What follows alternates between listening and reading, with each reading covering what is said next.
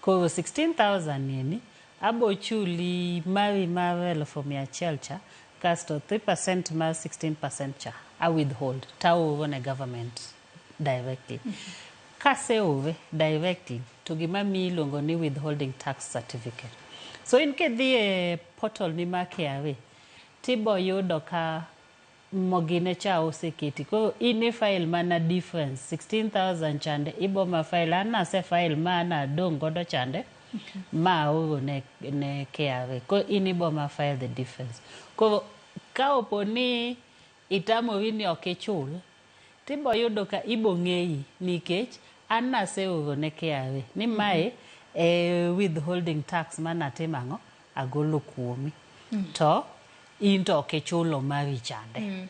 Koro ng'eyo emomiyo sani ing'eyo godo johala mang'eny malich mok timango ma ok osebedo ka timango ma paro ni gini nikech kidhi to KRA nigi information no ni timo biashara gi county government, ni timo gi NGO ni supply buge, ni timo kama ni mano nengo bene ichulo 16,000 cha.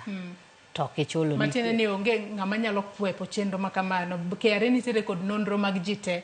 Sani eni nyaka thoth ji kata in ng'at mantiere gweng' ipode chulo tax nikech kidhi e duka king'iyo visit tinde kata gweng' nitiere supermarkets matindo tindo gi. Kidhi ng'iyo visidi chande tibo yudo ka giminyiewo ni nitie gimondik piny kanyendo ni VAT.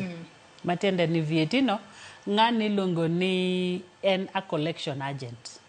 Kose kao VAT no to tero nang'o otero ne government. To ka wadhi mbele kod twak marwa masi nyaka sani koro wang'e ni kalure ni wantiere dwe mar 6 jo Kenya nyalo bedo ni rito dwe mar 6 ni kosechopo eka koro gi KRA bende jalando moko bende gioro ne kata ji email ka iparo ni nonego be ni file returns mari. Ng'ato nyalo file returns mare yo machal nade kata process mane monego be ni luwo. To nitiere jogo manyalo bedo ni gikia kaka onego be ni gitimo mar mondo mi gi file returns man nikech oyudo ni nitiere jogo mantiere kod pin to seche moko gionge yuto mora gin gi file return mane to jogo mantiere kod yuto gitimo nang'o mar mondo mi at the end of the day gi file return mar gi yo makare mondo KRA kik go gi kata fine mora kuom kwepo filing returns e wangsa.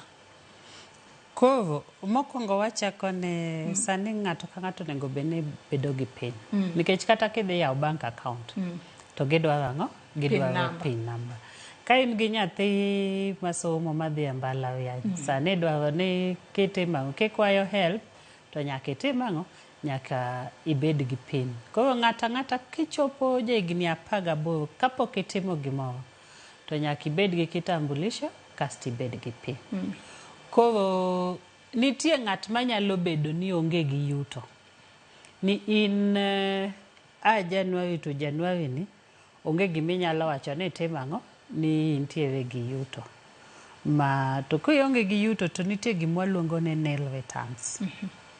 Koro ifile gimiluongo ni nil returns ni dhi keto ni an higa mokalo higa 2023 ne onge gimanyalo wacho nang'o ne an gi yuto.